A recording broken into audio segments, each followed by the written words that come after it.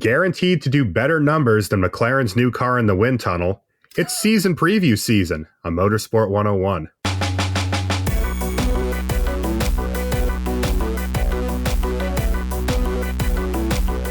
Welcome to episode 421 of Motorsport 101. I'm your friendly neighborhood host, Dre Harrison, and ladies, gentlemen, friends outside the binary, it is time. The big one, the main event of season preview season. It's the 2023 Formula One season preview. Feign excitement. God help us all. We're going to be real with you guys because we're honest and we respect our audience greatly. We're not really particularly excited for this one. We think it's probably going to be a seal clubbing by the guys in blue, but you know. I want to be excited about Formula One this year. I believe that there are things to get excited about. I tire of the way that we consume the sport. I'm tired of the way that like the monolith of the sports social media fan base as a whole becomes a main character with a fucking outsized influence. Mm-hmm. I tire of that. The racing's great. Unfortunately, their behavior is locked in for years. Yeah, just like Mercedes' performance. With me, as ever, to break down the runners and riders of 2023, you just heard RJ O'Connell. Say hi again, RJ. Hello. Great to be back for another season of Formula One. Great to be back for another season of racing, honestly. 100%. Well, we're just days away now. It feels like we're back home again. And with me, as ever, is Cam Buckley. Hello, Cam. Hi, everyone. I've been awake for about 13 hours now. Same. I think it is actually putting me into a lucid state, and that meant that I was exceptionally productive in writing the set list for this episode.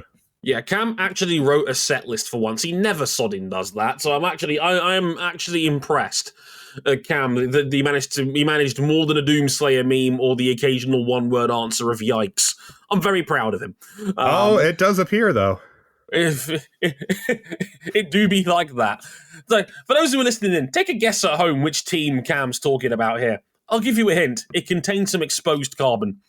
Wait, that's not do you have any idea how shockingly little that narrows it down? Yeah, on second thought, maybe that knocks it down to maybe like 9 teams.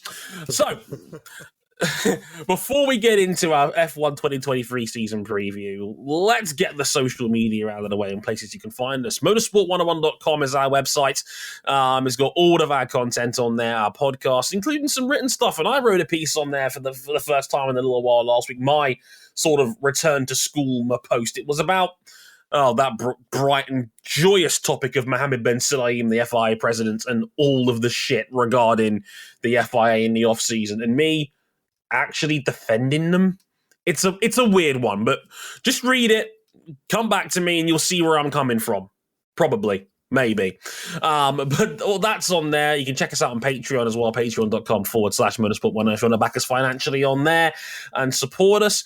If you want to follow us on social media, you can at youtube.com/motorsport101, facebook.com/motorsport101, Twitter at motorsport_101, motorsport101 pod on Instagram. And if you want to follow our personal handles, you can at Dre_WTF1, at RJ O'Connell, and at CBuckley917. You can follow Dre, pace yourself. You got a lot of F1 to cover.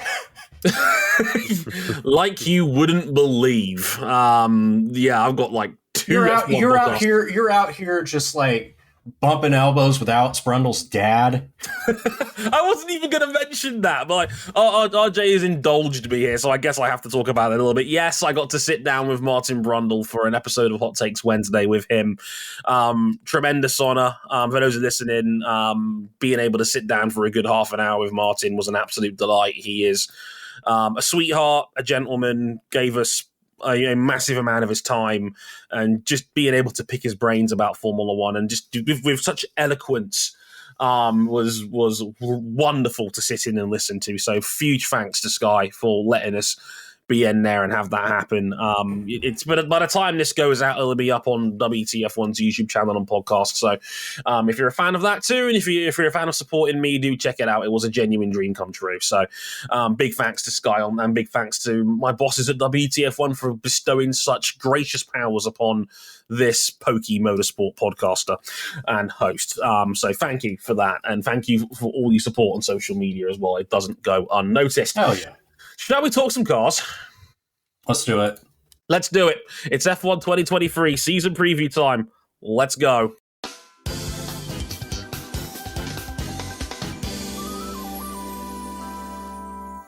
We're not going to waste any time with this. We're going for the bottom and the top of last year's World Constructors Championship. We're going to talk about key personnel, any major changes where they're applicable. Let's not waste any time. Williams Racing finished bottom of the table last year. They have Alex Albon, 9th in last year's championship, and one of our 3 full season rookies, Logan Sargent, wearing number 2, 4th in last year's Formula 2 championship, and the first full-time American driver in over 15 years. God, it sucks that the last full-time American we had here was Scott friggin' Speed. I know Alex Rossi, who's a very solid driver, made a cameo for a cup of coffee and some change. But it's been 16 years since we last had a full-time American in the series, and Logan Sargent is him.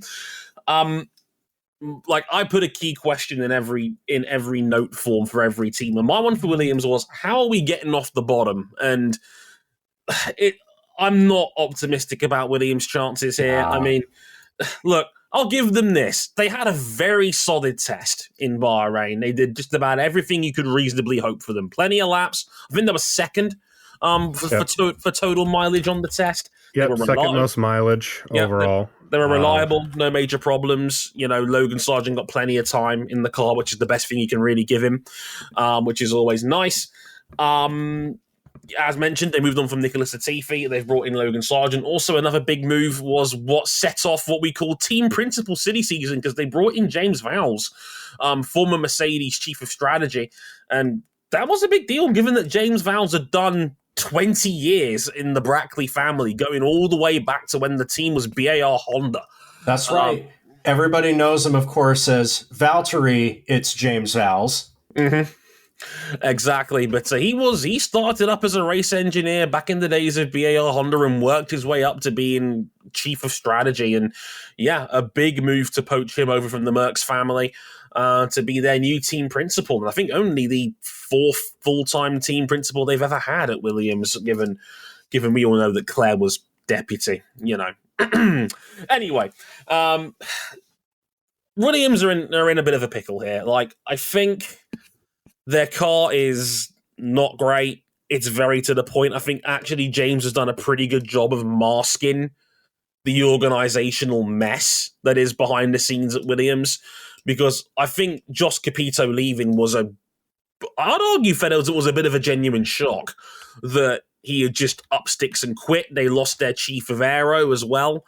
Xavier de Maison, a.k.a. FX de Maison, which sounds like a cryptocurrency. It does. It does, yeah. Losing your chief designer and your team principal at the same time effectively is never good. And, I mean, during the test, as you said, lots of laps with both drivers.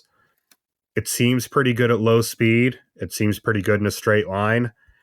It's the middle portion of that where they kind of fall apart. They are visibly short on downforce compared to everyone. Mm-hmm. I mean, through the middle sector, the car just looks slow. They look better than last year, but better is a relative term.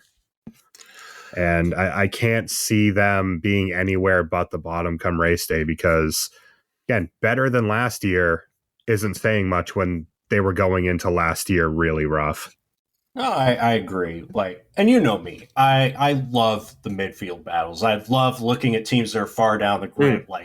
That's where my energy really picks up. And in the Williams case, it's obviously it'll take a while for them to get off the bottom. I don't expect it to happen this year. Not in the first year of a completely different team structure, but I don't expect this to be a repeat of how badly the Paddy Lowe era went.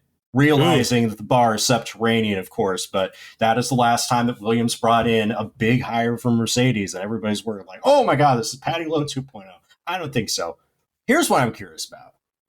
What to you does success look like for Logan Sargent? Is it just him being able to score points in his rookie year? How many times does he have to get into Q2 or qualify ahead of Alex Albon? Does he just have to bring the car home in one piece more often than not? I would say don't look like Nicholas Latifi. Yeah. If he just doesn't get slaughtered, that's a win, because as has been brought up before about Williams, it's kind of hard to benchmark them when they are looking like the clear weakest team in the field.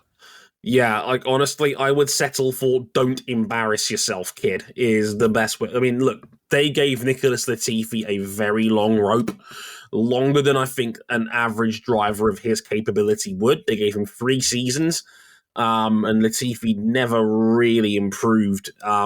He improved a little bit, but not by enough to justify keeping him. Don't get me wrong. I think a little bit of that was unfair when George Russell was there, because we all know George Russell is a fantastic racing driver. Yeah.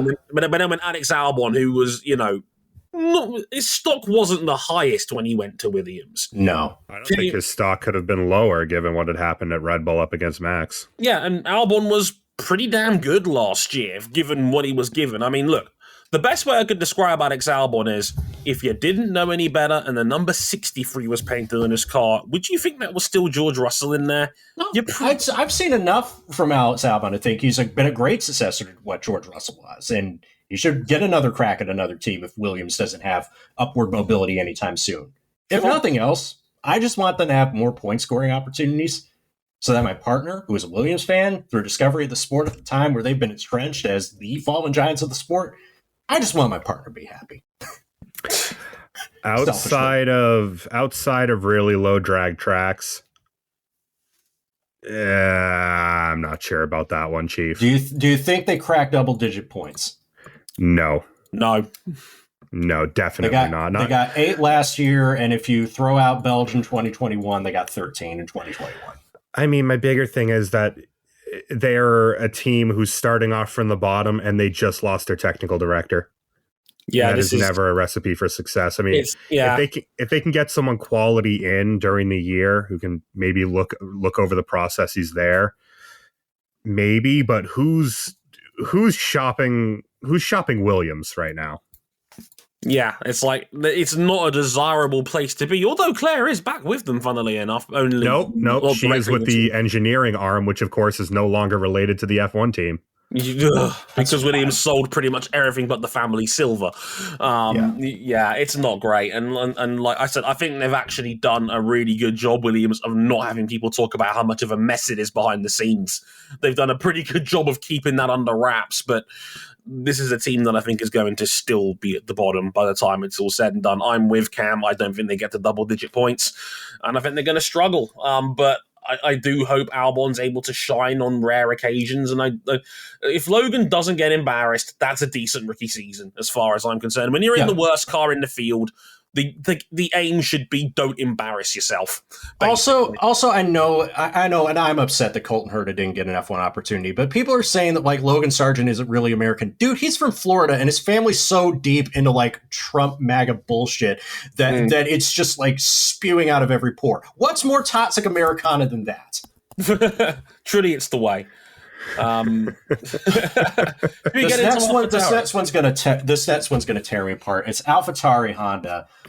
It's Yuki Tsunoda, who finished 17th in the championship next year. Next to Nick DeVries, who is a full season rookie, finished 21st in the championship off the back of a 9th place finish, and is so far one and only F1 start.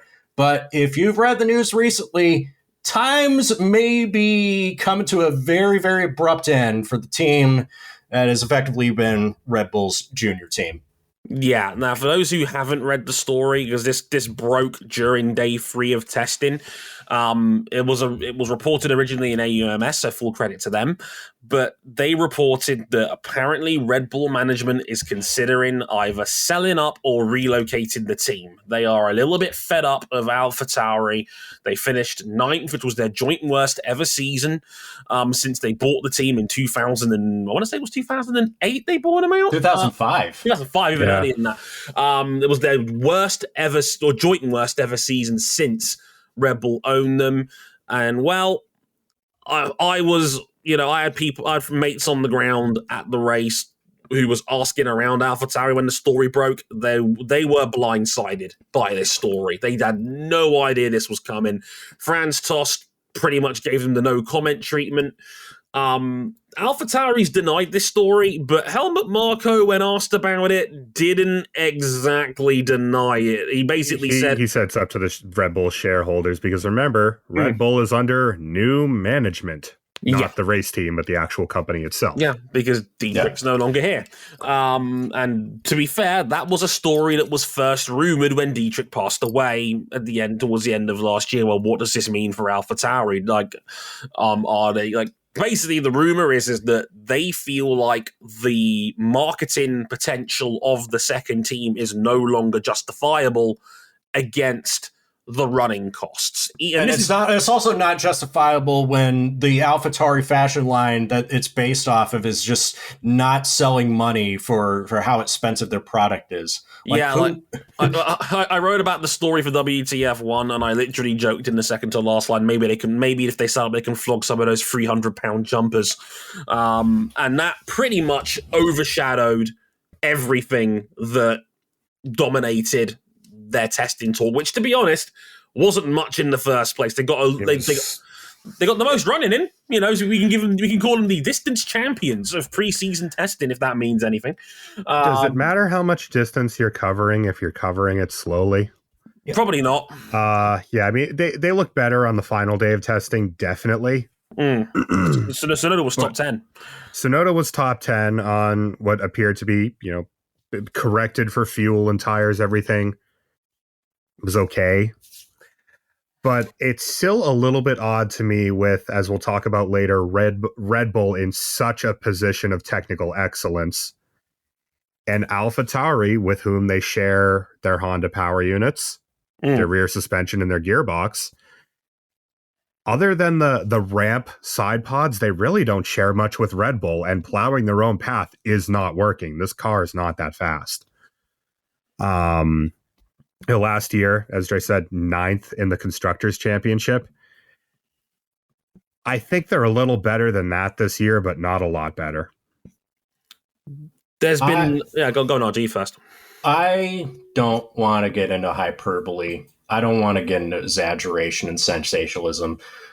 I realize the romance isn't the same when Paul Stoddart sold the team that Giancarlo Minardi founded to Dietrich Mateschitz, but to me, I think Formula One, without a team based in Faenza, potentially in the near future, is a sport that is dead to me, that I have no interest in, and I have no love for. You are the Minardi man, RJ. Look at the flag on my... As podcasting is a very visual medium, the flag that's on the back wall of my office. That's my team. I will be sad if they leave, because the alternative is relocate them close to Red Bull headquarters, and that is not good from a sporting perspective to just have. It's already kind of sketchy enough that one entity owns two teams, and now they could potentially be... That will be a political... If they end up both operating out of Milton Keynes, that's going to be a political war zone. Well, they've already got over 100 staff pretty much there in the UK as it is. I know they use Red Bull's wind tunnel. They use their wind tunnel. They have their aero department in Bicester, just down the road from Milton Keynes, where the Red Bull factory team is. Totally not sus at all. No, I've asked around, and everyone that I know who knows more than me about this says a relocation is just not feasible. So it's going to be a matter of, are they going to sell this team or not? And well, they've got options. They've got we all know that Michael Andretti has probably just entered the chat, poking his head over the parapet, going, "Did you say buy a team?" And yeah, that's right. If Andretti buys this, everybody gets to get their cake, eat it, and then come back for seconds. Because we all know Formula One is except for the fact that it has come out in the last couple of days that F1 wants to crank the anti-dilution fee to a minimum of $600 million, with some throwing around a figure of over $1 billion just to enter the sport. But they're not going to have to worry about that if they're just buying an existing 10th team rather than trying to start But they will if Red Bull decides that that's the cost they want to sell the team for. Yeah, because if they're going to set an anti-delusion fee of 600 million euros, what do you think Red Bull's going to sell the team at, knowing that's the cost of entry otherwise? They basically have Andretti over a barrel at that point. Like, it's political bargaining 101. Then let's look at the other options. The other options are high-tech GP. There's the owners of Mumbai Falcons Racing Team. It's a team based out of India. And before people start rolling their eyes about another potential vaporware team from Asia, they have a strong working relationship with the team you might know better, and that's called Prima. Mm-hmm. And Honda and Porsche have already ruled it out. Prima's been sniffing around the possibility of an F1 team for years. This might be their opportunity, especially knowing that running an F1 team is now as cheap as it's been in decades. And it's only going to come down even further if the cost cap era that we're now in. That cap is slowly coming down. It's $135 million this season. It's going down to $130 next year. So it's slowly coming down. And that might be it's the best opportunity Prima's got to potentially have an F1 team. And India has no problem throwing their money around in sports lately. But any cricket fans out there, the Women's Premier League of Cricket went for basically $500 million for women's cricket. If women's cricket is going for $500 million in India, they've got money to throw around the potential sports franchises, and an F1 team would be a very desirable option for a country that wants to install itself on the world stage, because they've already got basically a third of the men's cricket game with the IPL as it is. And people that don't even know cricket know what the IPL is. It's crazy money we're talking over here. Even I know what the IPL is. I don't follow it that closely, but it's pretty good. Look, I like all of the potential interested parties. It would have been cool if Honda were to just buy the team wholesale, but they're not interested in that. Formula One obviously has no desire to expand because they're anti-competitive, but they would like to keep it at 10 teams because, if they're willing to call one constructor, who's that's on the chopping block to make it even? But I want to bring it back to the present, the actual team that we have in 2023. And you know me, I love and rate Yuki Tsunoda very highly as a character, as a personality, and as a driver who has the potential. It's weird that he's in his second straight make or break year against a driver in Nick DeVries who it's hard to place him as a benchmark, right? Because on the one hand, you can look at him as a slowly developed prospect who got lucky when he won the FE title and got lucky when he made his F1 debut at Monza. And on the other hand, you could look at him like, this is a guy who's won multiple single-seater championships and is finally getting the opportunity his talents deserve. The only shortcoming he has is not as proven as Pierre Gasly is. To counter that, either Yuki improves big this year or he's toast. Well, this is in my book. Last year he had 3 or 4 big point scoring finishes basically robbed of him through shenanigans. I mean, the big one for me is Baku, where his rear wing tore itself apart. Mm-hmm. But there was still way too many of the classic Yuki Tsunoda overdriving straight into a wall mistakes. He is so fast when he gets his shit together. He's got to have a little more polish this year. Nick DeVries, I don't expect anything out of, because I hope he's not. Other than that one performance that he had last year in the Williams, I mean, in Formula E, he got Hulk ragdolled by Stoffel Van Dorn, and nobody was giving Van Dorn a seat. Yeah, it's a weird one because Nick DeVries is like a hard yardstick to evaluate, because there's an argument for him being there and there's an argument you can make for him not being there, and he doesn't fit the conventional rookie that comes into the sport like he normally does. And then this is also year 3 for Yuki Tsunoda, and Tsunoda's had 2 years. I don't think either of them were particularly impressive. And we all know there's flashes. There's flashes. There's talent there. I'm not disputing that with Tsunoda at all. But he has to start putting this together more consistently, because now Red Bull have got their ducks lined up in a row. They've got Academy firepower again now. Just that. He's on borrowed time because they're not going to be with Honda in 3 years. Yeah. Like he has no placement within the Red Bull family 3 years from now. And that's if Red Bull doesn't sell the goddamn team. Like, it could be an even shorter leash than that, depending on what happens with them from an ownership standpoint. But even then, they've got Liam Lawson back there. They've got Isaac Hadja back there. Dennis Hauger is a possibility. They can plug and play a Yumu Iwasa if they just feel like, yes, we would love to have another Japanese driver because this one isn't cutting it. Yeah, they've got plan B ready to go. But again, they have no, other than using they're partners with Honda for the next 2 years, not as much as they should be because Honda's last CEO was not very smart. Iwasa has no real placing in there either, not long term anyway. And that's best case scenario because, again, they might sell this team. They want to sell this team. Yeah, if they want to sell, now is the best time they can possibly sell, with the sport having an inflated value, with a dilution fee that's set to go up. And but don't speak it that it's inflated out in the open. No, you get in trouble. Can't do that. You get dogpiled. Yeah, so good luck to them on that one. I certainly think there's buyers, and I certainly think there is a market for them to sell if Red Bull wants to move on. Please keep the team in Faenza. Keep one of your bases in Faenza. You can have one in another country. Just keep one where it should be. If I were to place them in current running, I would probably put them 8th or 9th. I'd put them 8th. Yeah, I still got them 9th. It's a typical Minardi / Toro Rosso / AlphaTauri ceiling. You know what you're getting out of AlphaTauri. No, it isn't, RJ. 9th is their joint worst ever result. Yeah. The last time they had a season when they were 9th, Brendan Hartley was still driving for them. They were throwing hands with Ferrari and McLaren 2 years ago. Yeah, not ideal.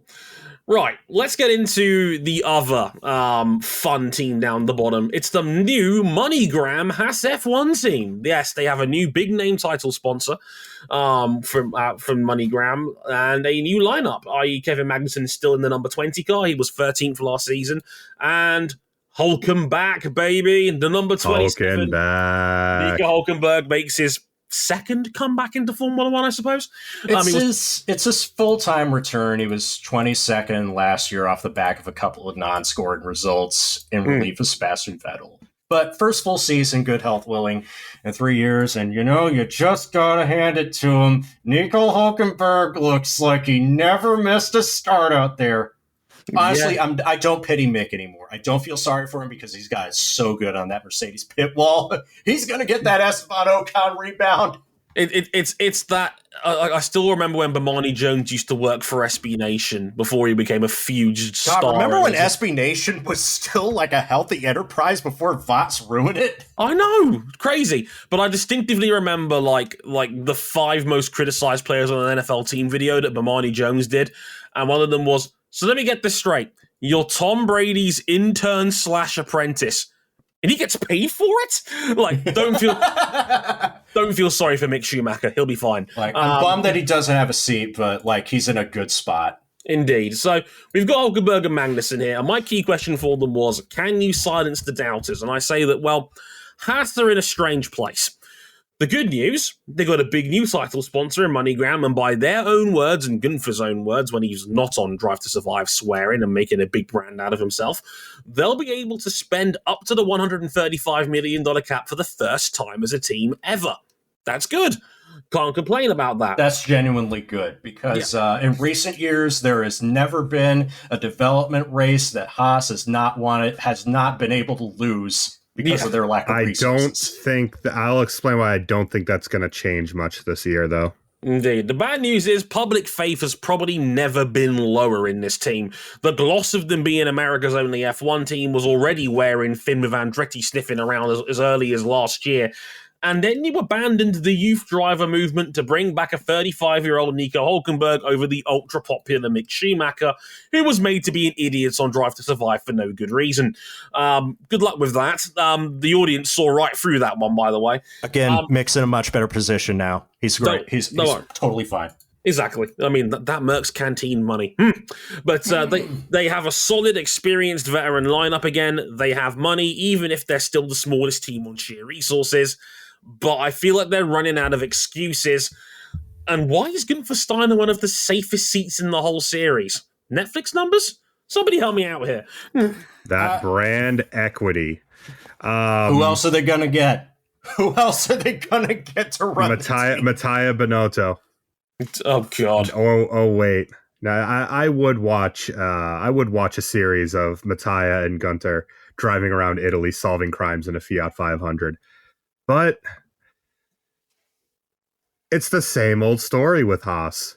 But it's not the same old story because Nico Hülkenberg brings those veteran presents that he bought at the Dubai duty-free shop at Terminal 3. Yeah, and he looked real solid during the test because Nico Hülkenberg probably shouldn't have lost his seat in the first place in this sport. Agreed. But, you know, I'm sure year 27 of the 5-year plan at whatever brand they're badging it now in France is going real well. We'll get to that. Haas looked solid during the preseason test. Yeah. First 2 days, not great. Kind of just skating around on track. Last day, they seemed to kind of unlock something with the car, and generally, it's well detailed, as Haas's usually are when they go into the season. Really cribs a lot of last year's Ferrari, which you'd expect given their technical partnership. Oh, yeah. Not an exact copy, but very similar. But on track, they look good. They got good mileage with both drivers. Here's the problem with Haas. Because of the way their technical department is structured, where basically they design everything that Ferrari doesn't design, and then they contract that out to Dallara. That's fine. Except it makes your lead time so damn long for everything that if you need to make upgrades and you need to do a development push, your whole schedule is backordered. You can't make a development push because you're relying on another company to manufacture and quality test your parts. And so I expect this year is going to be much more of the same, where Haas starts off pretty well. I don't think they're going to start off as well as they did last year, given how much time they dumped into last year's car. And I expect them to fall away the exact same way as they do every year in this sport. Yeah. They started with a car that was arguably best of the midfield, and it ended with a car that barely clung to 8th in the table. And that's because they have never shown they've had the resources to keep up in the development race with a car that was entirely legal at every round. 2018 was a great season, but they did run into some hot water there.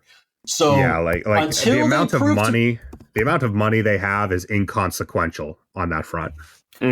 So just like last year, if there are opportunities that you have to score points early this season, because I don't dislike Magnussen and Hülkenberg together. I do think it's funny that they're together for the first place. # team suck my balls. But whatever opportunities you have to score points, don't waste them. Yeah. You're not sure.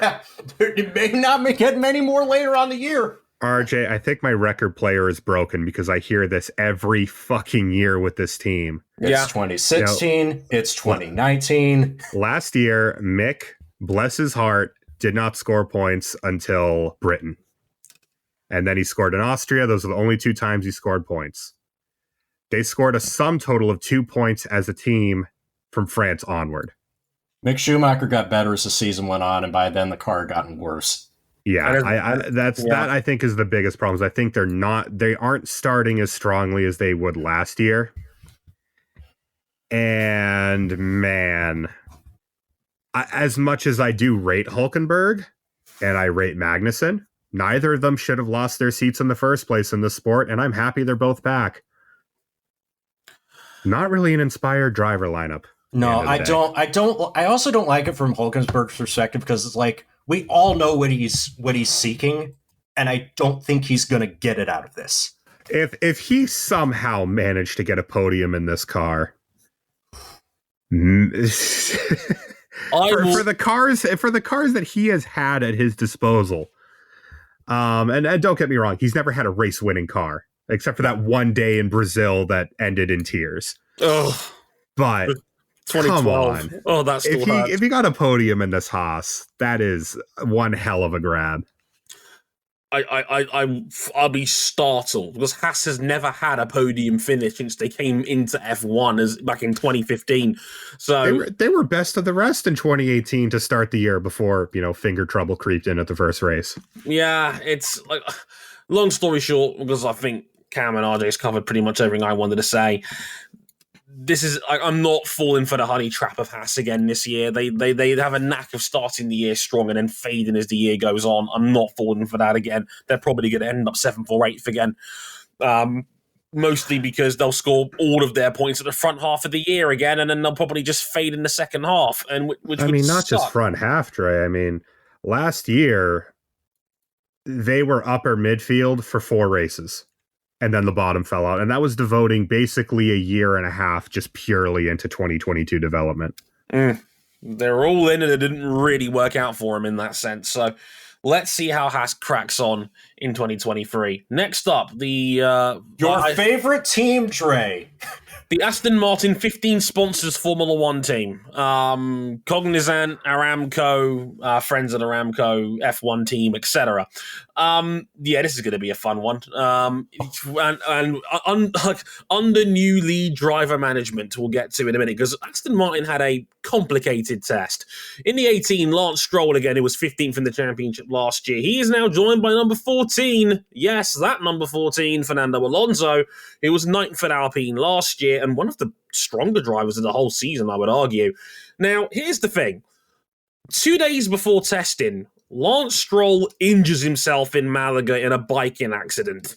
We don't still know the exact details regarding this because Aston Martin have been extremely tight-lipped about what exactly the injury curtails. Rumor has it he might have broken both his wrists. Apparently, that's something that Chloe, his sister's husband, apparently may have leaked out on social media and then quickly deleted because the internet are a bunch of fucking cops. So allegedly it's a wrist injury. He is apparently touch and go. He skipped the whole preseason test because Felipe Drugovich filled in instead. As of the time of recording, we don't know who will be driving in the second Aston Martin in Bahrain. They're apparently going to give Lance Stroll every chance to recover and take his seat. But if he's not able to do that, Felipe Drugovich will fill in, at least temporarily, for the opening round. And you may remember Felipe Drugovich is last year's Formula 2 champion. Safe to say, Aston Martin's had a newsworthy week or so. There was even rumours that Sebastian Vettel might be coming out of retirement for race number 300. Okay. To pour some cold water on that, sadly, he's not coming back.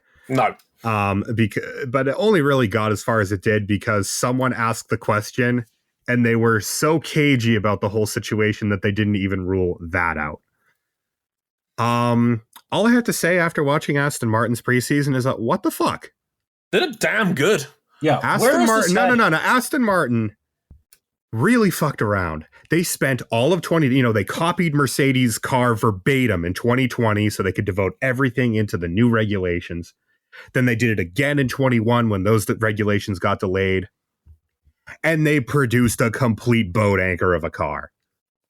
A car so atrocious that they had to reset the entire design going into Spain. The Green Bull. The Green Bull. You drove Sebastian Vettel into retirement with your lack of progress. Yeah, there's no getting around that. So now you make the jump. That's right, Fernando Alonso. We've busted the narrative that all this dude knows how to do is make terrible career decisions. Now you make the jump. Aston Martin might just have something. Aston Martin might just have something for the top 3 in this sport. Do you think I was expecting to say that before preseason testing? I know I sure as shit wasn't. That car looks glued. Car looks glued to the ground. It's a bullet in a straight line. It stops. It turns. Other than it being the first stoppage of the test, which... That was funny. Bruh. We got our first... We always love our first sad driver staring at their car from the side of the road picture of the year. Yeah. That was 9 minutes in. Felipe Dragovic's car died on their first lap of the test due to an electronics failure. They took Red Bull's aero chief, and they might have actually brought something here. Dan Fallows. Remember that name. Yeah, they took Dan Fallows, and I said on WTF1's YouTube channel, anyone that comes out of the camp of Newey probably knows what they're doing. This is his first real car he's been able to influence properly, and it looks damn good. I can only echo everything that Cam has said. They were probably the most upward swinging team to come out of this test in terms of by a mile. Thought of them coming in. Oh, it's not close. They were the biggest winners, comfortably. I know for a fact, I watched almost all 25 hours of test, or 25 and a half hours of testing because I'm not that hardy. I had to. It was part of the main job. But I was going to say, I was up at insane hours of the day with you in the WTF1 Twitch channel chat. Yeah. I was in charge of that. I was in there for 9.5 sodding hours. I was just jet lagged. Yeah. It was a weird time, but in the coverage, they had people like Jack Doohan in the commentary box, and he was complimenting his rival team at how well planted the Aston Martin looked out there. Alonso was pushing. He was one of the fastest dudes on 2 of the 3 days. You could already see. Like Alonso was getting lap time out of the car, and we know what Fernando Alonso looks like behind the wheel when he is just in his bag, having to wring a car's neck. And even he wasn't really having to wring its neck, and the lap time was coming. Their long run pace looks devastating. Yeah, it's really, really, it's top tier team level strong. And don't get me wrong, we're all going to tap the sign right now. Don't read into preseason testing times. Don't give me hope. I'm not giving we're giving RJ hope. He can't stop this. But it's the eye test. Yeah. And it's when you correct everything around for conditions and tires and fuel, the Aston looks really good. I wouldn't say, there's a lot of people out there saying it looks better than the now carbon aero, the Mercedes. I'm not going to go that far on it. No. Not yet. But I will say, judging by how everyone looks right now, it almost feels like they've completely jumped the midfield. They could be top 4. Like a distant 4th. Almost kind of like where Mercedes was in 2011, if you watch that season, where they're way faster than everyone behind them, but they don't have enough to challenge those ahead of them. On long run pace, they might give Mercedes something to think about. Probably not over a lap, though. I don't think they're there yet. Yeah, and I still think Merckx will obviously outdevelop him as the year goes on. You'd hope so. You'd think so. But, I mean, Aston Martin could be 4th, which already would be a huge gain on where they were last year in 7th. That would be, if they could finish 4th, that would be an incredibly positive season for Aston Martin. They didn't wake up until about a quarter of the way into the season. Yeah. That would be a hell of a turnaround. Let's put it to you this way. I spoke to Martin Brundle about this in our WTF1 interview. He said he thinks there's an outside chance Fernando could get multiple podiums. I think this team is well poised to get the shit post race win of the year. I really do. I think they are. Don't do this to me. I was because he's a Fernando Alonso fan, watch it be Lance Stroll who gets that win. I honestly wouldn't be upset because I've been waiting to see something out of Lance Stroll for the last couple years. I rated this dude higher than most, but it's clear that he's become complacent, and now he's hurt to start the season. I am content with Fernando Alonso's final Formula One victory being that 4-stopper in Spain in 2013. Don't give me hope. Don't give me hope. You're gonna get this. You're gonna get this race of the decade contender win. I'm gonna drink the green absinthe that's in the mini fridge. Green lean, baby. There is hope in the Aston Martin camp, and that is already a very good sign for Aston Martin. They haven't had that since the days of Racing Point, back when the car was pink. Yeah, back when the car was a pink Mercedes. I mean, last year they really could not have had a worse preseason test if they tried. Yeah, because they too were just drowning in porpoising problems. All that effort, all of that development went into a car that just didn't work in real life. Mm-hmm. Remember that it becomes important later for a team that shares their engine and gearbox. Yeah. This is so different. Yeah, there's some hope. There's some hope in that camp.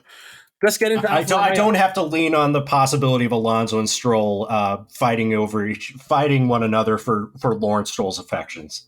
Yeah, you might just possibly. Is Alfa Romeo possibly the hardest team to benchmark? Quite possible. They are in a strange place right now. Let's catch you up on them.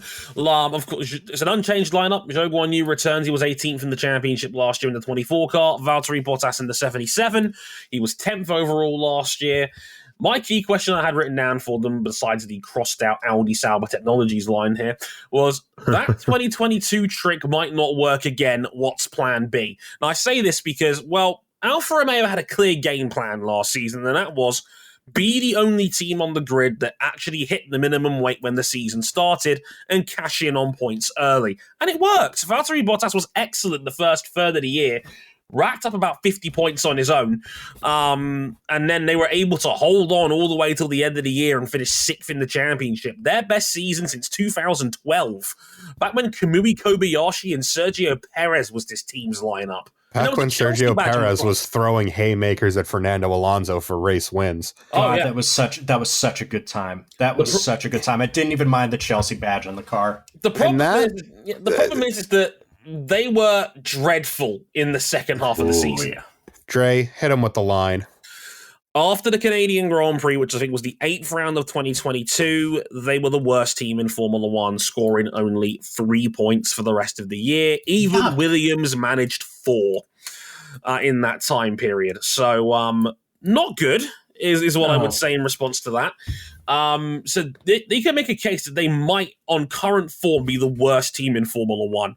It's wild, to say the least. So this is where we're at now with Alfa Romeo, and their test wasn't particularly great. I mean, okay, their test was weird. I didn't write anything for the set list for them because I couldn't think of what to write. Yeah, it was weird. They had the fastest time on day 2, but that was clearly a Zhou Guanyu vanity run on a C5 tyre right at the end of the day. So it was a couple hundredths clear of max on 2 steps of tyre offset. Yeah, it was a C5 run, which was a bit weird to say the least. And then they also had 2 failures over the course of the test. A power unit failure at the end of day 2, and then Valtteri... And a Honce. We weren't going to mention a Honce on this show now, were we? And then the other one was, it seemed like a gearbox failure on Valtteri Bottas's car right before lunchtime on day 3. Oh, no, that was the power unit failure. That was the power unit failure. Okay, my apologies. Thanks for correcting me. So, Alfa Romeo's test was all over the place, to say the least. Because, on the last day, tire corrected, they bolted on some C4s, sent it out because everyone was running quick times late on. And they were okay. They were a few tenths off of kind of those you would expect: Red Bull, Ferrari, Mercedes. Yeah. We don't know how much fuel they were carrying. We don't know what the engine was turned to. My big concern is that, well, the Alpha was boinging. More than any other car at the test, they were suffering for some ferocious porpoising at some sections of the track. More than the Alpine, even. More than the Alpine. The Alpine, they seem to get it under control during the test, and we know Alpine have a big car change. More on that a little bit. I'm just concerned that much like last year, they were on the weight limit. They basically got lucky that they were the only ones who nailed the weight limit because their aerodynamics were dreadful. Yeah. And once that weight limit advantage went away, they were getting just beaten 10 ways to Sunday by everyone around them. Yeah. Now, there was some points left on the table due to Ferrari haunting it with their power units, but you could say that for Haas as well. Yes. You could say it for Ferrari as well. So it's hard for me to really look at them and think of where to actually place them, because when you look at the good aspects of their test, they could be mixing it up for, 5th. Sure. With Alpine, maybe with Haas as well. Otherwise, I could put them as low as 9th. Yeah. which is, I think, probably a fairer yardstick of where the team was towards the end of last season. So, again, I don't know where to put them right now, and that's probably Alfa Romeo are probably the most mysterious team in the field right now, and we all still know about the cloud of Audi hanging over this team, given they're 3 years away from fully owning this team. They've already bought a minority This is the last season of the Alfa Romeo deal. We don't know if it's the last deal of the stake deal. Stake.com, bring you all the vices and terribleness of sports betting, all with the terribleness of crypto in one package. I don't this is the Formula One sponsorship equivalent of Waterworld on the Virtual Boy. Yeah, it's a weird one. I don't normally plug people on this show very often, but I'm going to give a plug here. Lila Oaks, who you may know from the website Decal Spotters, set up her own YouTube channel called Are You Ready Boots? Yes, it's based off that MotoGP intro from years past. Do check it out. She did a fantastic job breaking down the nuances of the stake deal and why they got accusations of being a Ponzi scheme. So do check it out. It is well worth a watch. Dre, you say that, but you seem to shout out someone on every one of these episodes these days. Not that that's a bad thing. we shout out our friends. They make good content. We make good content, and there is enough room on this table for everybody to eat good. That's what I always tell people. Unfortunately, not enough for Alpha to eat good. I mean, the thing is, Audi's going to fund them basically up to the cost cap this year. They're going to be flush with cash. Yes. That is no longer a concern. Yes. They also got Andreas Seidel from the next team we're going to talk about. And Andreas Seidel, one of the best. What else can you say? One of the best team principals in all of motorsport. Yeah. I like Andreas Seidel. Yeah, I like him a lot. It's been wonderful to sit in with in media sessions. I think he's going to do wonders for this team. Him violently snickering under his breath as Toto complained about the porpoising in DTS. Great beautiful. Content. Beautiful. No, look, like they lost Fred Vasseur. We all know where he went. Fred Vasseur is, again, one of the good team principals in F1, one of the well-respected dudes in this sport. Seidel's the perfect replacement as far as, and they've struck gold by being able to get him into their team, given where Alfa Romeo are at, and to have him as CEO is huge. It's weird. They haven't really got a team principal as such. Alessandro Luni Bravi is going to be their team representative. It's a weird structure, Alfa Romeo, but they've got good people there. They're going to have cash. Let's see what Alfa Romeo gets up to, because that's going to be the hardest team to place, I think, this season at the moment. Should we talk about McLaren? Well, I first want to talk about the drivers at AlphaTauri, because like we kind of skimmed over it, but like Valtteri Bottas, Alfa Romeo. Yeah. Alfa Romeo. There's too many alphas on the grid now. There's way too. We just have too many alpha males on this grid. There it is. We love Zhou Guan Yu, the drip god, but he really needs to take a step up. No shit. He had a solid but unspectacular rookie year. That's fine. Need to see more. Valtteri Bottas has been about as good as you can expect, but he will be coming up to his twilight years soon. That's what worries me. Yeah, he's got to keep performing and put himself in the window to try hopefully get retained by Audi in his case. I was going to say, be good enough that Audi can't afford to drop you. That might be hard, given he's getting up there in age and the car isn't great at the moment. So we'll have to wait and see how that plays out. Now we can talk about McLaren. This is where our household is going to get torn apart. All right, put on your sanitation gear, get on your hazmat suits. This is going to be fun. McLaren, a new lineup to a degree. Lando Norris sticks around in the number 4 car. He was 7th in the championship and best of the rest last year. All reliable, which is weird to say about a 23-year-old, but here we are. And in the number 81 car, replacing Daniel Ricciardo, it's one Australian for another. It's Oscar Piastri, the 2021 Formula 2 champion, who sat out a year and got Mark Webber to tell him to piss off from an Alpine deal that was pretty much guaranteed and locked in, causing the viral F1 moment of 2022. Way to go, fellas. My key question I put written in here was, is your house actually in order? Because McLaren had arguably the worst test of anybody. I wouldn't even say. There is no argument.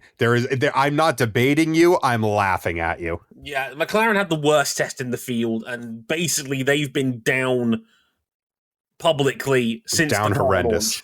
Yeah, basically, like, if you didn't see the car launch, everybody there was subdued. And on day 2 of the test, Zach Brown openly said to the media that they missed their development targets going into this season. Dude, Will Buxton made an offhanded joke about a missing panel on the wall, and it's like, and he was jokingly suggesting like, Lando must have punched a hole in the wall, and people believe that shit. Yeah, it was just about possible enough to make it believable, because the biggest viral picture of the test was Lando Norris looking miserable as his car's brake ducts were being taken apart on day 1. Yeah, so let's give us a breakdown of this, and I think it very much coincides with Andreas Seidel getting the F out of Dodge. Yeah, like, it's a weird one because he said he was always going to take the Audi gig if it became available, and then Zach Brown was like, well, you might as well go now then, basically, and they've brought in Andreas Stella to replace him because he was basically an oven-ready replacement. And Andreas Stella pretty much admitted, Cam, during day 2 of the test, that what happened to that 2023 MCL 60? Well, yikes. McLaren abandoned this car 3 months in the wind tunnel because they knew it was a dud. Yeah. And it is. It doesn't turn. It burns out the tires. It's draggy as all hell in a straight line, carrying over one of the big weaknesses from last year's car. And as the cherry on top, they had constant issues of reliability with the wheel brows, the bodywork that curls up over the front tires. Delaminating to the point they were basically having to glue their front brake duct assembly back together every couple of hours during all 3 days of the test, which contributed to McLaren having the lowest lap count of any other team. Yeah. But besides that, it was great. Like the technical rot that has been ravaging McLaren basically for a decade now, it feels like it is festering out of control, because this is the second year in a row they've had a cataclysmic preseason test, and the second year in a row where it looks like they've missed pretty much all of their development targets. I mean, it's one thing if look, we know McLaren is kind of treading water until they get their new wind tunnel up and running. That's like basic manufacturing fuck ups that are causing them to just lose miles, lose time. And even when the car is out on track, it just looks piss poor. And let's not forget, even before we talk about how bad their test was, this was not, I think this has been a team that, look, McLaren are ultra popular. They have a very cult following amongst Formula One fans. Their fans are very hardcore. They love the papaya. I think they've done a very good job of keeping it in terms of damage control about what this team has gone through. Let's not forget, they sold a third of their team off in the last 12 months. Zach Brown is openly shopping for power unit manufacturers for 2026 because it's pretty clear he's not happy with Mercedes, to the point where he visited Red Bull earlier this, like literally last week. He was in Milton. Could you imagine after, last year's whole scandal with the cost cap where it looked like Zach Brown was just about to explode? Yeah. Sitting next to Christian Horner. Yeah, I was at that press conference. That's the closest thing I've ever seen to two middle-aged men throw hands at a Formula One press conference. Zach Brown wrote an open letter to the sport saying, throw the fucking book at them, and now he's in Milton Keynes talking about potentially taking on Ford power units in 2026. They were talking about getting back in bed with Honda. Yeah, which is amazing, because the last time we talked about cuffing season, Oscar Piastri was a principal character in that. I know. Oh my god! Full circle. Well, at least this time I didn't get my dick stuck in a DRS wing. Yeah. Anyway, look, McLaren they're rotting on the vine. Yeah, and I think that until they get their BC, they plan a full B spec revision of the car for Baku round 4. Mm-hmm. Until that comes in. I don't see them beating anyone bar Williams. I think they're the second worst team in the sport, and they better hope that revision to the car, they knock it out of the park, because McLaren has been missing. What has McLaren done impressively on a technical level since 21 when they had a quick car in a straight line and happened to luck into Max Verstappen landing on Lewis Hamilton's head. They got lucky on that one. It happens. I mean, this is also a team that sold a third of itself off. This is a team that's scrapping around for power units for 2026. This is a team that also had to lay off 1,000 members of staff working for them when the pandemic hit and refused to furlough anybody when the pandemic landed and the world stopped turning. This is a team that is in not as good a shape as people think it is, right? And not on top of that, it's not going to get any better anytime soon, because who is spending £200,000 in this country in the middle of a cost of living crisis on a fucking McLaren? And then Daniel Ricciardo, they had to pay £21 million to fuck off a year out of contract. So this is not a good team right now. And Dre, you need to remember as well, given what McLaren is now, they are burning through money that they don't have because they operated as Honda's factory team. And we're getting over $100 million US and free power units from Honda to do so. Now, they were garbage, but it meant that the team was never in danger. And they could more or less throw money at whatever they needed to. Before that, they were funded directly by Vodafone. Yeah. Before that, they were funded by Vodafone, and they were the Mercedes factory team. They can't keep operating like this. Yeah, they need a big season, and they need one now, and I don't see where it comes from. And it's a damn shame, because they also have one of the best drivers in the world right now in Lando Norris, and unfortunately, they have been, he's tied down for another 2 more years, and he looks miserable in that camp at the moment. Lando Norris deserves better. He's a top 5 driver in the world right now. He got a podium in last year's car. How? And that seems so far. He destroyed Daniel Ricciardo's career. Yeah. The house is out of order. The house Everything is burning. disordered. The house is on fire. Everything's disorganized. The married couple that lives in the house, they're struggling to make ends meet. They can't keep their head above water. I don't believe that. What I hear is I hear a lot of excuses for why McLaren can't be good and shouldn't be good. My whole thesis is your McLaren Group International. Figure it out. It's a 23 race season. You get the upgrade in race number 4. RJ? You have 19 races to figure it out. RJ. McLaren Group International hasn't won a Constructors' Championship in 25 years. The expectations have been adjusted. What can I say? They need to get their house in order. And to that effect, if they are McLaren and they want any real forward progress in the sport, you go to Honda and you tell them that you are a changed soul and you want to make it work, and you grovel at their fucking feet. That's exactly what I'm saying. Because, you've just paired a generation-defining talent who's done everything within reason for you, other than win a race, with a rookie that ticks every box off of the prototypical top-tier prospect checklist. That you snatched away from a rival team that's never met a young driver that they didn't want to turn into someone else's successor. They would absolutely love to have that new wind tunnel up and running soon. I know what they're working with is not state-of-the-art anymore, but don't act like you're an F1 team starting off at somebody's shed in the backyard. Right. RJ, where is the James Key?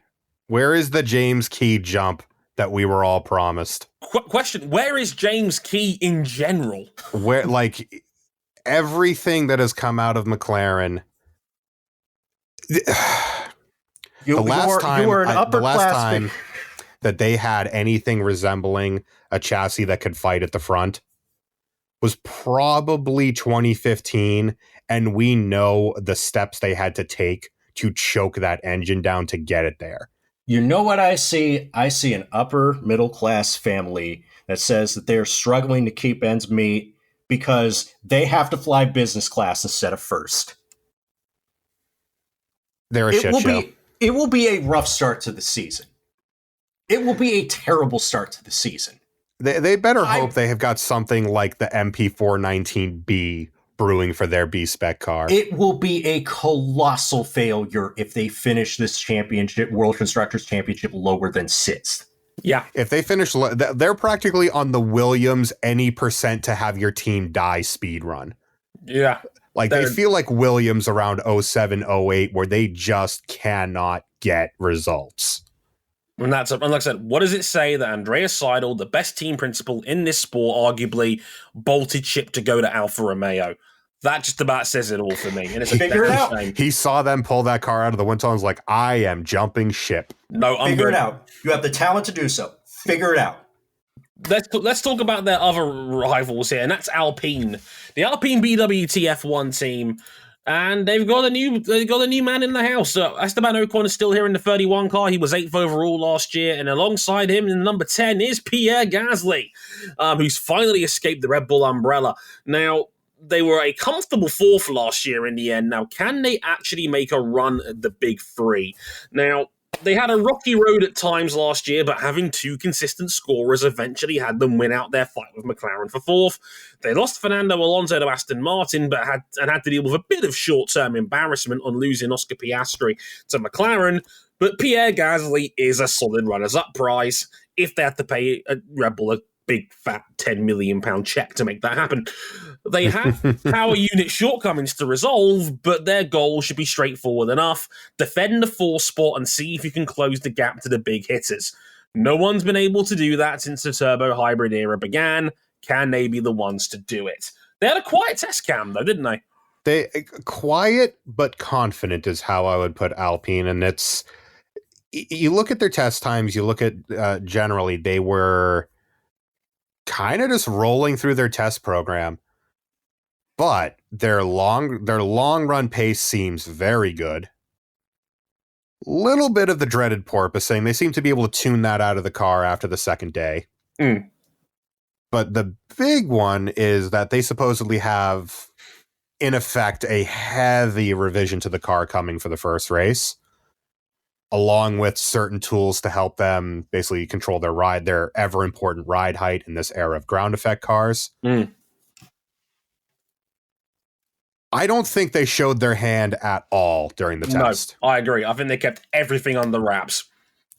And it's a little weird for me to say, 'cause given what the eye test is showing me, where the car looked really stiff, but when you correct for everything, the lap time was coming, that they look to be probably solid 5th. If the upgrade comes, they could be fighting Aston for 4th.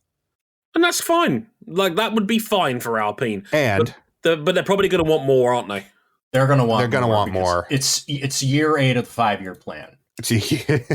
They have it's been 84 years. No, it was the 100 race plan. Lauren Rossi renamed it at the car launch earlier this month. Pound sand, dude. Come on. That's revisionist history. Dude, come on. But with Alpine, the other big thing for them is that they were pretty much bulletproof through testing. We know their water pump was a massive Achilles heel last year. I mean, they lost bags and bags of points to unreliability.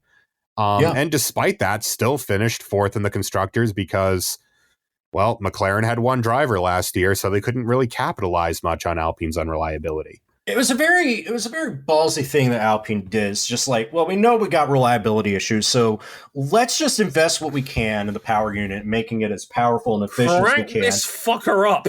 Crank this motherfucker up. We can spend tokens to solve the reliability issues later on down the road. Oh, by the way, very interesting driver lineup with 2 people that we're very, very sure hate each other's guts. Maybe, who knows? It may just be all speculation. And 2 young drivers with a point to prove.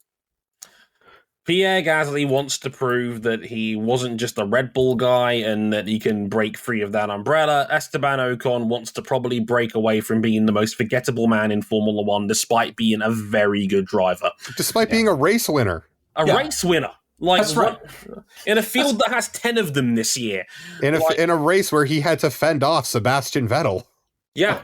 I will admit my biases. I like me some Esteban Ocon. Was Hungary 2021 a strange outlier? Yeah. Has the body of work over the last 2 seasons, where over the last 2 years he's been paired with an old man with a notorious reputation for killing his teammates' careers in the cradle on the other side of the garage? And that indicated this is a driver that's capable of leading a team? Also, yes. For all intents and purposes, he's put up probably the best fight against Fernando Alonso as a teammate since Lewis Hamilton.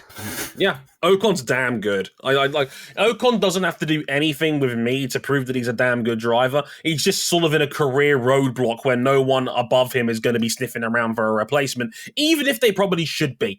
It's a weird one because his floor is one of the best in Formula One. Ocon is that dude. And Pierre. Oh, man. Up until last year, Pierre was just carrying AlphaTauri. Hard carry. Pound for pound, best driver in the sport at times. Yeah, absolutely. Honestly, yeah. But also, I like what I'm seeing here. Pierre Gasly also has to prove that he can lead a works team. And I think he is a different driver to the one who got ragdolled in half a season by Max Verstappen. Yeah.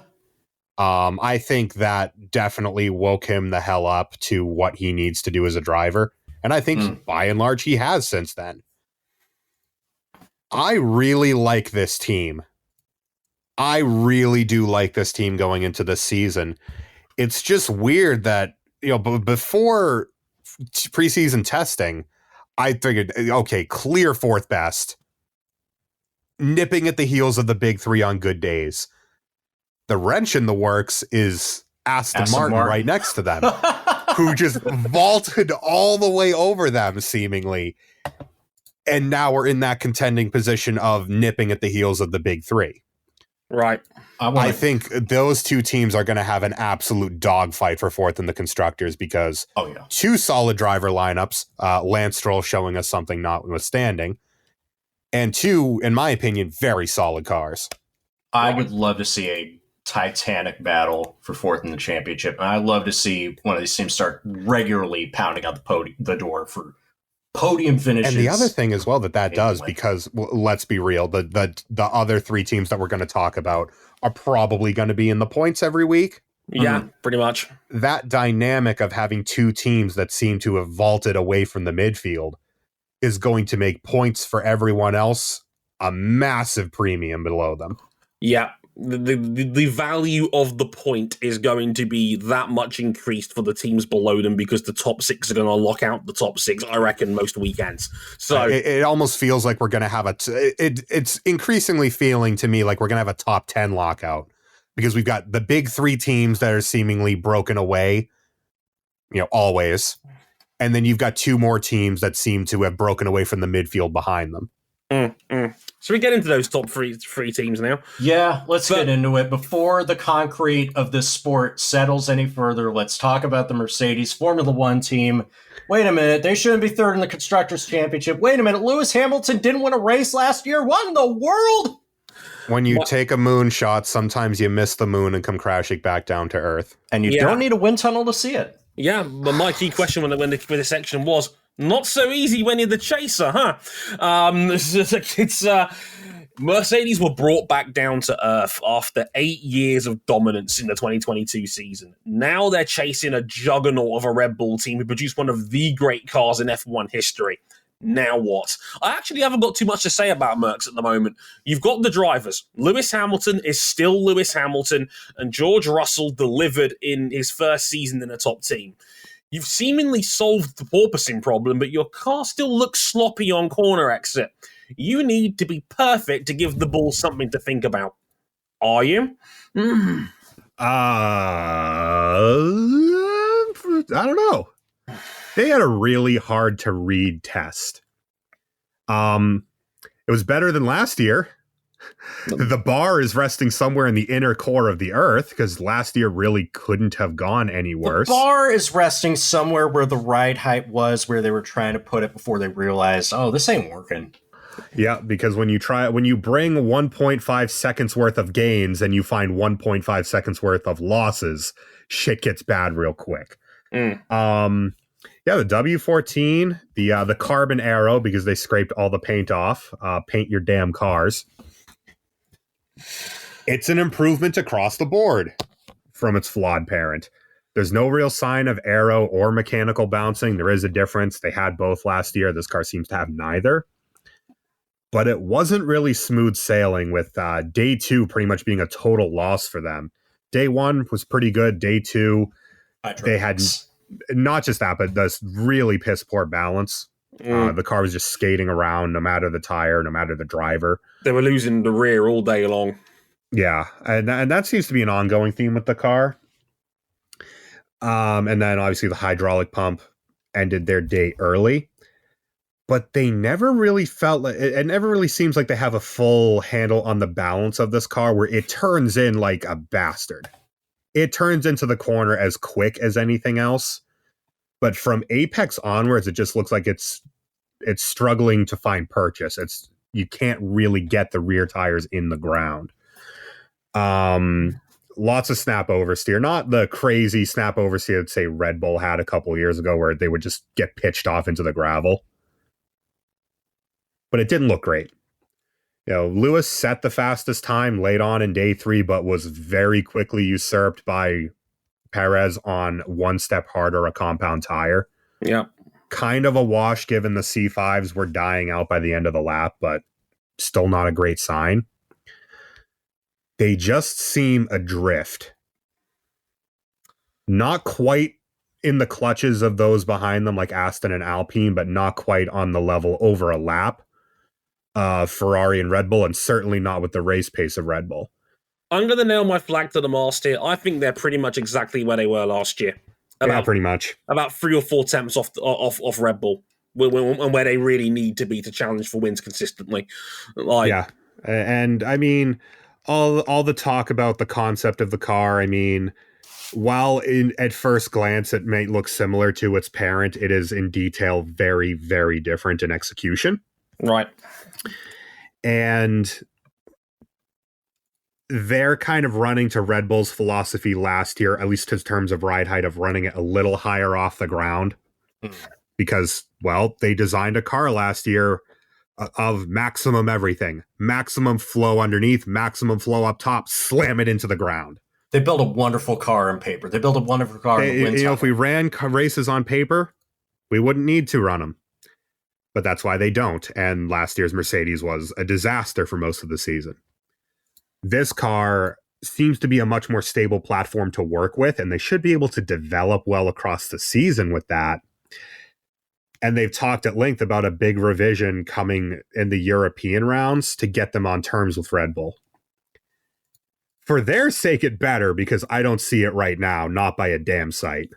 For my mission statement on Mercedes in 2023, please refer to the previous 3-word motto for McLaren. Figure that shit out. That's 4 words. But there's also going to be the other looming factors. Like, this is the last year of Lewis Hamilton's current contract. Is this his last ride? Probably not. The way they're talking, I think Hamilton will sign 1 more contract.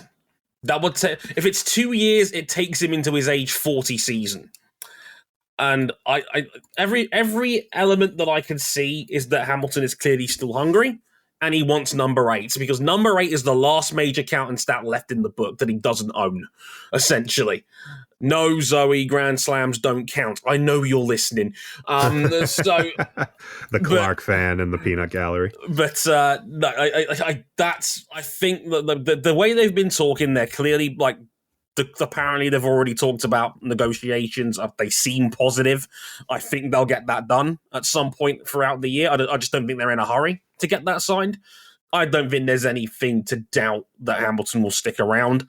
I think he will. I think he will sign another 2-year deal. I think it will take him to 40, and then I think they'll see where Mercs are at. I think he'd be doing himself a disservice, given how good he still is, to not at least have a peek at what the 26 regulations look like.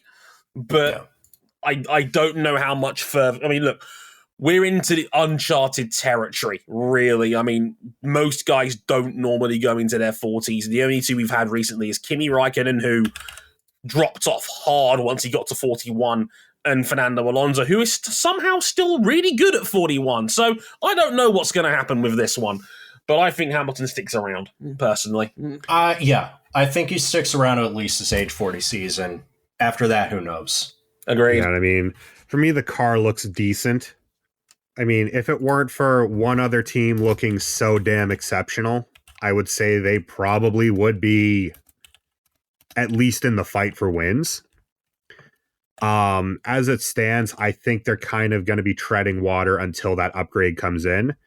And the problem with waiting for that upgrade to come in, that, you know, if they know that they've got a big gain in the wind tunnel sitting around, why are you showing up with the package you've got? Yeah. But also, that other team is going to be bringing performance of their own. Right. And I suspect that the lap that Lewis set on what was clearly extremely low fuel to get that fastest C4 or C5 time was probably showing a little bit more of their hand than Red Bull was. I think so too. Again, it's purely off the eye test. Let's talk about their contenders in the red corner. Scuderia Ferrari, our friends the and stumbling yours. haunts. That's right. I'm reminded of the words of Tampa Bay Buccaneers legend John McKay when asked, "What do you think of your team's execution, coach?" He replied, "I'm in favor of it." It's Carlos Sainz in the 55, first-time race winner last year. It's Charles Leclerc, last year's championship runner-up. Dre, just cut to the chase with your key question. Can you actually execute? A season of refinement at Ferrari after gains were made, but embarrassing moments plaguing their 2022 season. Fred Vasseur from Alfa Romeo comes in to replace Matteo Binotto, but it's probably unfair to expect a huge turnaround so quickly, just through one man. They seem confident, but their long-run pace in testing was cause for concern. Would just executing to their best be enough to give the Tifosi something to hold on to? Ferrari put a new man, a respected man, at the helm of the team because Frederick Vasseur, by all accounts, is regarded as one of the best in the business. They shook up the strategy department. All hail Lord Ruedo and all. Thank you for your service. They've kept two of the best and most evenly matched young drivers in the sport together under the same roof, and by all accounts, they may not have showed all their cards during official testing. Everything looks in order. Italy's economy is thriving. The Tiffany brand of Formula One is better than it was before. And yet, I can't help but people deep down really enjoy it when Ferrari has everything going for them and decides to throw away success at every opportunity. If Ferrari isn't the main character of every Formula One race weekend, with their comedic attempts to snatch defeat from the jaws of victory, who the hell else is going to step up? Mercedes haven't been pretenders for that long to be likable in that role, and nobody else has the juice to win consistently. Charles Leclerc deserves better than this, man. Yeah, I mean, for me, it just feels like same, but different, where the Ferrari is quick over a lap. No doubt. I think it's like over a lap, it looks like Monka Steer. Search that GIF in Discord if you want to, and you'll understand what I mean. But it looks quick over a lap. However, that was not the problem with the previous car. The previous car's problem was that it was butchering tires. And this car butchers tires. Their long run pace looked like straight garbage. It's like playing F1 2013 all over again. The tires were good for about 3 laps, and then after that, you're struggling to you slide around everywhere where you can take advantage of the bad AI and just keep everybody behind you. You're praying to the RNG gods that Lotus hands you that triple consecutive tire wear upgrade. Delicious. Yeah, I mean, another thing as well, in kind of changing their philosophy with this car a little bit, they've sacrificed some of their downforce that made them just epic through the twisty stuff last year to help reduce their straight line speed deficit to the Red Bulls, which had the power of God and anime installed in the back of the car. Now, normally, if you were a good Formula One team, you'd find a way to get that straight line speed without costing yourself cornering performance, but this is Ferrari we're talking about. it just seems like they've made a sacrifice and ended up exactly in the same place. Maybe it will race better against the Red Bulls, given Red Bull's straight line speed advantage was just overwhelming last year.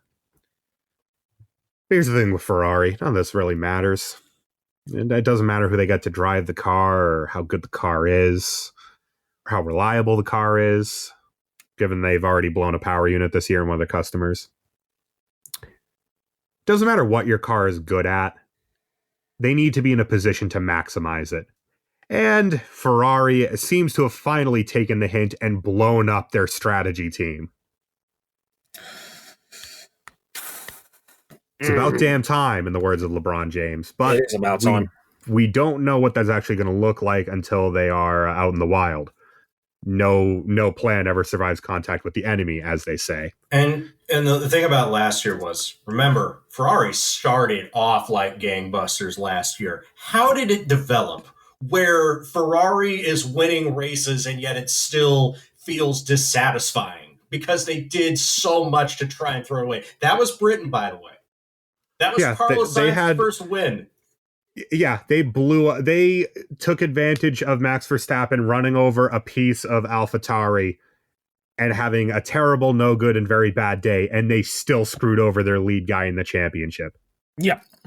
They won Austria last year, and yet it barely felt like a win because Max was breathing down their neck with Charles suffering a throttle problem, and Carlos Sainz's engine decided to head over to the head up to the junkyard in the sky and blow itself straight to the sky. Motorsport photos of the year is Carlos Sainz looking back at his burning, smoldering car behind him. Mm-hmm.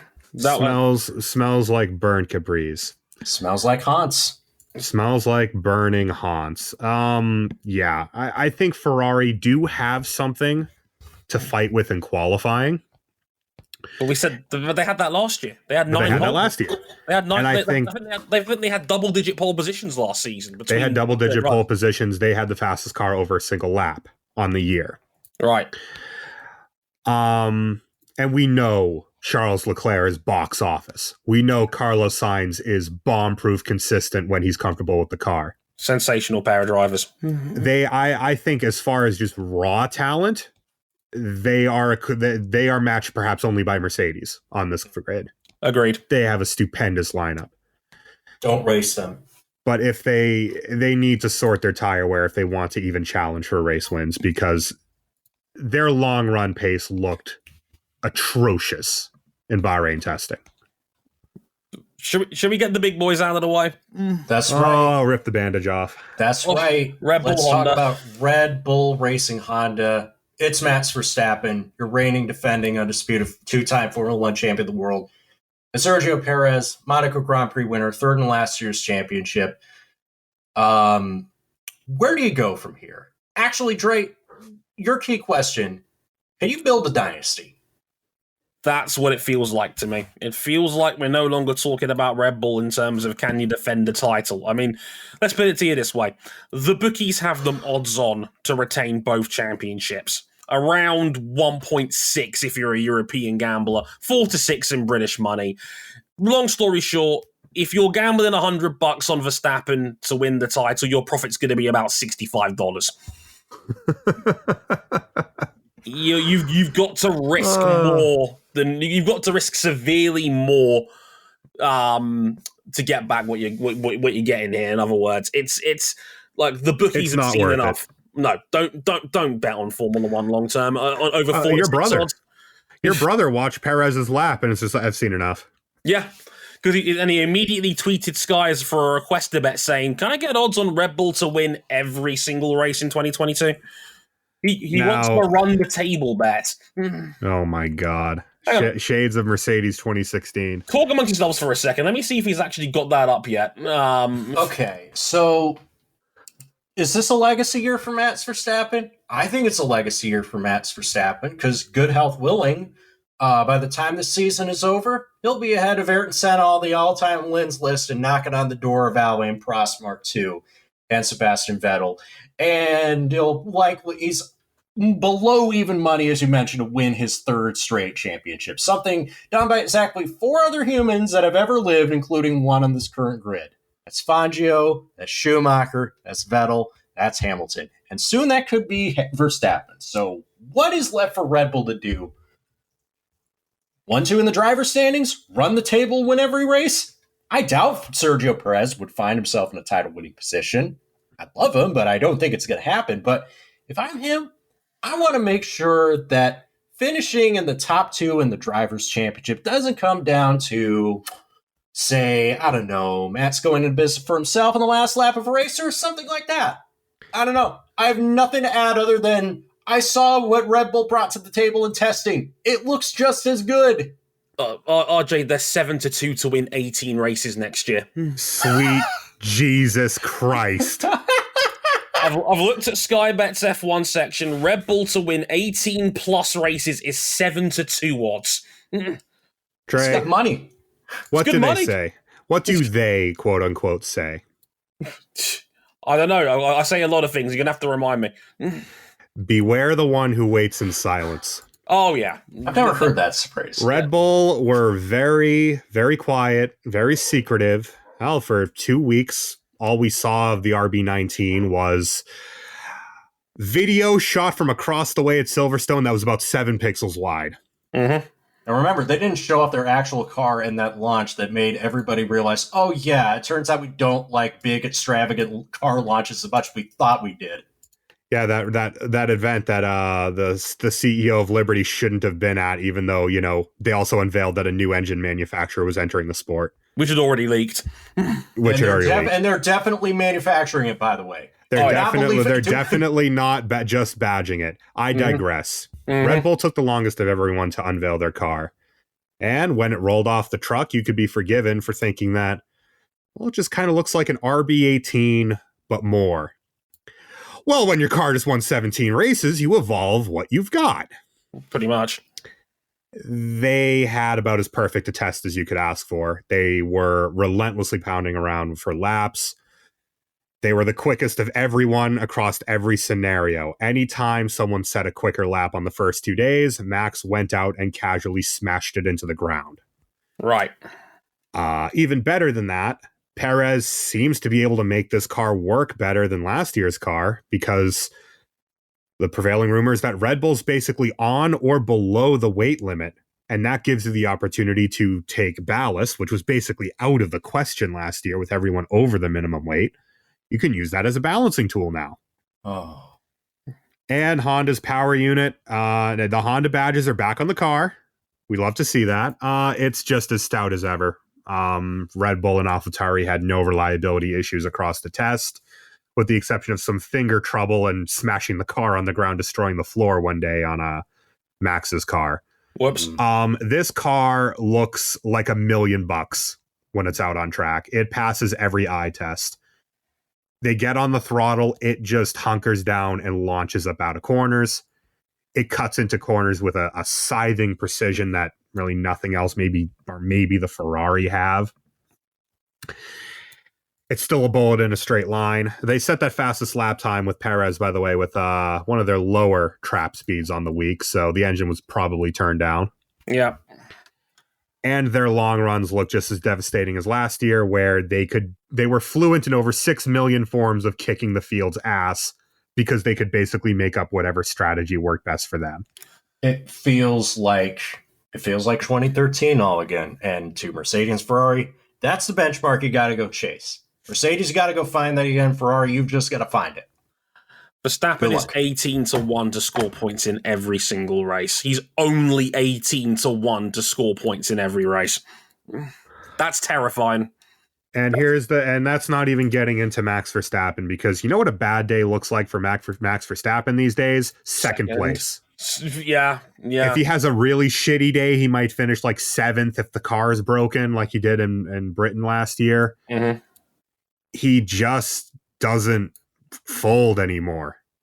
Not really. Right. If you combine that with an even stronger Perez, good luck, everybody. Right. I think that may just like jump the gun, because I prepared something a little special, sourced from the publication I write for, racefans.net. I've compiled these killer questions and hot takes. They actually published 20 questions for the upcoming season. I've picked what I felt are the best ones that I think would be the best for us.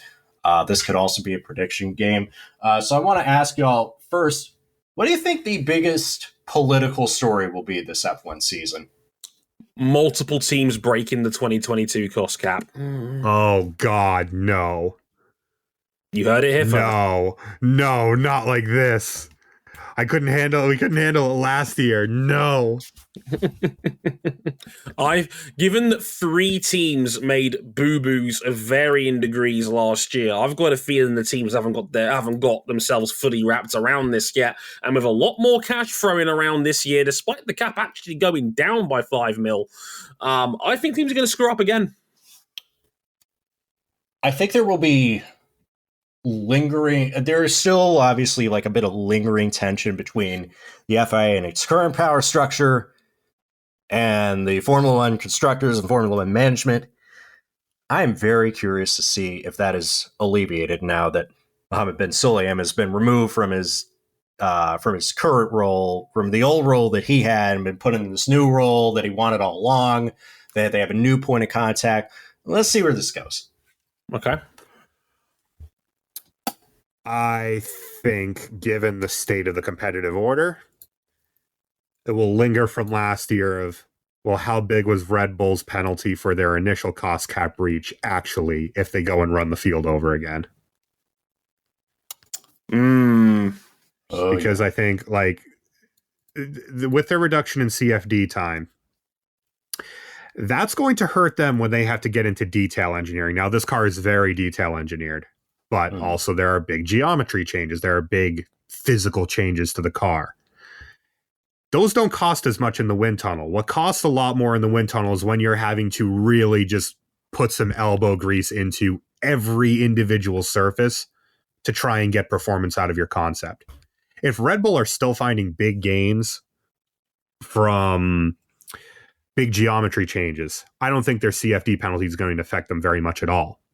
And there will be people that that are not very pro Red Bull that are going to feel really hard done. And more than that, if Red Bull do look as good as if they are as good as they look, if they beat the field black and blue as their car is for the first half of this season, if they can development like they did on the RB18 last year, oh boy, early on around Belgium time, and devote their reduced time all into the next car, into the 2024 car, they're going to mitigate a lot of that penalty. And fair play to them. Not much fair play given they broke the regulations. Good design does not stop being good design because you put a cost cap on it.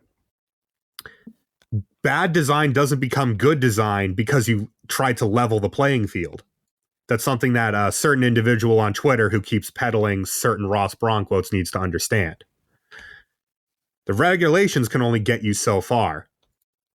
And Red Bull will have done an extraordinary job if they can manage that and basically come out of that proportionally pretty damn harsh penalty just by sheer brute force of their technical team. Well, I want to jump into that with another question. How many races does Red Bull win? This one's simpler. I'm going to say we've got 23 on the year. We got 23 races on the calendar. I think it is possible for them to get, I'd say 16. I think Max Verstappen wins a few less races, but still just somehow as good a season. I'm going to stick with the same number they had last year at 17. I'm going to go with Dre's number. I'm going to go 17. Coward. Okay. You know what? Fuck you. Red Bull runs the table. No, they're not. Be serious. Nope. I'm going to be unserious because you provoked me. Don't blame me for your unseriousness. That transition. Actual prediction. I'm actually going to go 18 because I think Ferrari will have lost some of their X factor from last year, but I also think Mercedes will be in a much better position to develop and challenge them over the course of the season. Because again, I think if Red Bull's smart, they can develop, if they are able to, can development as early as possible and shift it all to 24. Sure. So here's my question. Out of those 5 to 7 different races that Red Bull doesn't win, how many different teams will win a race? 3. The big 3. That'll be it. I don't see a free winner. I'm going to go 4. Who steals I'm going to go one? 4. I think the extra will be Aston Martin winning a complete nonsense race. I think they're just close enough that they could. You know me, I'm an optimist, right? I'm going with 4. I think it's going to be Alpine that wins. So predictable. I think Pierre Gasly's going to win another race. Okay. To that end, which team will finish ahead, Alpine or Aston Martin? I'm going with Alpine. Alpine. I think I trust them more. Well, now I have to be contrarian. I think it's going to be Aston. I think Aston are going to be really strong out of the gates. Make notes of these, Jason. I know you're listening. What will Fernando Alonso's best result of the season be? 5th. 3rd. A win. Stop. I'm the Fernando Alonso homer of this podcast. I dead ass. You think he's going to win one? I think if Aston wins a race, are you going to say? I said Aston are going to win races. I think they're going to win a race. Do you think I'm picking Lance Stroll? The internet is going to be unbearable. I know. Don't get me wrong. I'm going to be absolutely insufferable if this happens. RJ is going to be in his bag, in his toolbox, in his satchel on that podcast. Oh, yeah. Bring it back down to earth. Which rookie scores the most points? Oscar Piastri, Nick DeVries, or Logan Sargent? Oh. Pretty straightforward for me. It's Oscar Piastri. God. McLaren are bad. I don't think they're that bad. Yeah. I think McLaren will drag it back far enough that they will be able to get some points on the board. Just by virtue of Williams stinking and AlphaTauri being a nothing burger, Piastri for me too. Like, it's messy, but they've got enough inertia behind them. Will an 11th team be confirmed for this upcoming season or an upcoming season by the time this year ends? No. I think the teams will dig their heels in and run out the clock as long as they can. Yes, but not in the way you might think, because I think we'll get an 11th team via one of these teams going away. I think AlphaTauri will get sold. But that's not an 11th team. That's hence what I'm saying. That's not a new in that 10th way. Team. Yeah. We're exchanging. So the answer is no. The answer is no, but I don't think we're finishing with the 10 teams we have this year. Yeah. For me, it's no. There will still be 10 teams, and everybody says they hate Bernie Ecclestone and the way they used to do things until they want to act just like him. I don't know. Who is the first driver to lose their seat for the 2024 season? Yuki Tsunoda. Oh, God damn it. That hurts. He will be just fine in an ARTA Honda Civic Type R GT 500. But I wanted so much more from him.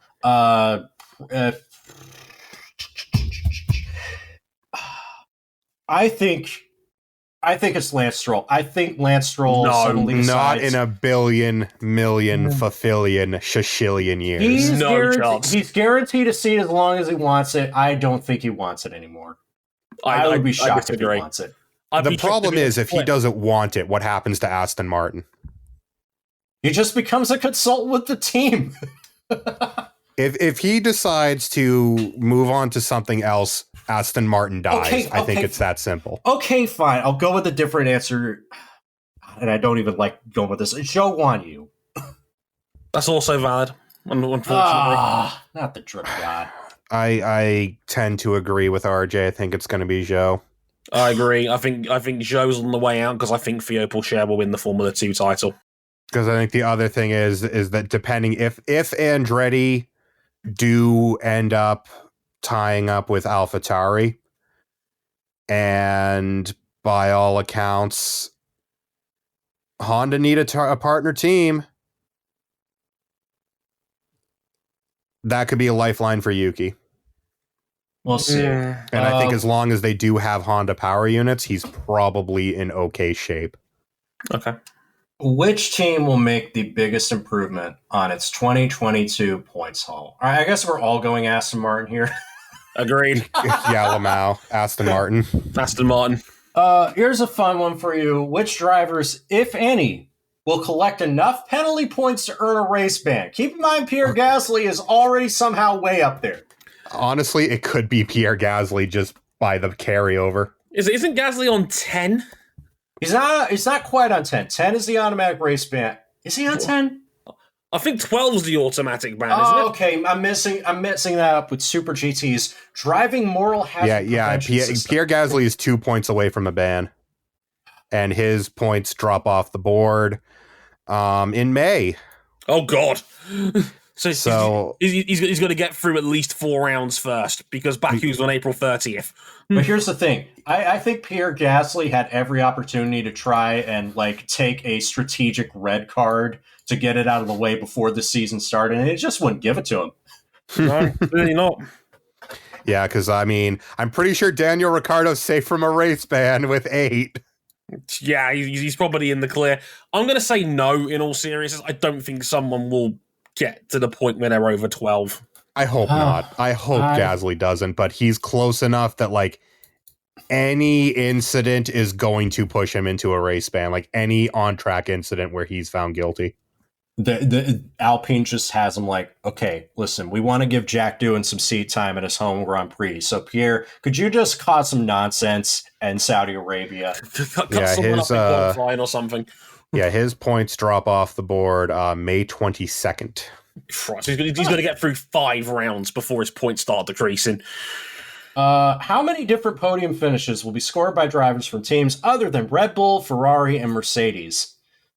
I'm going with 3. Yeah, I'm kind of in the same boat. I'm thinking lower. I'm thinking I'm going to say 1. Oh, wow. Too much bullshit has to happen. You've got to expect 3 of the big 6 to have an off day to get someone else from outside in there. I can't bet on that on a regular basis. I'm going to go 1 on this one. I think it's both Alpine drivers and Fernando Alonso. 1. Same boat here. I think 1. I think maybe Alonso sneaks 1. Will the Drivers' Championship be decided before or after the penultimate round in Las Vegas? Before. Our new venues. Before. I think Max is that good. I think he might break the points record again. I think he wins it before Vegas. I'm gonna fade everybody strategically and say it's at the penultimate round of Las Vegas on Saturday night. Sure, it's feasible. And then I guess the big ones.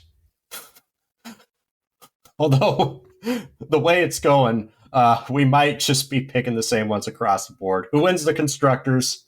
Red Bull. Red Bull Racing, Honda, Oracle, featuring Curb Agajanian, featuring Ford, Red Bull powertrains. And who wins the Drivers' Championship? Max Verstappen. Maximilian Verstappen. God, we were also agreeable on this. Thank you. Oh, yeah, we all held hands in a circle and formed prayer.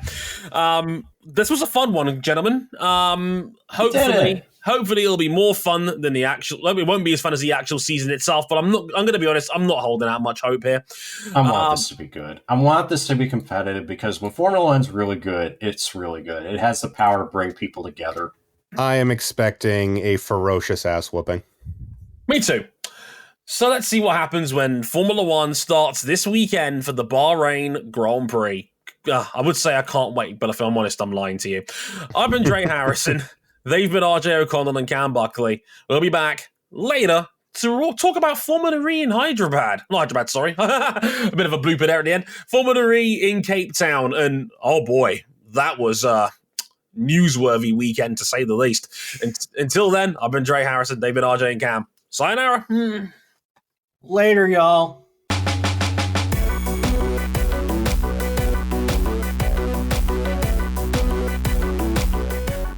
So what if McLaren gave Peugeot a call? Stop. Don't do that. You're right.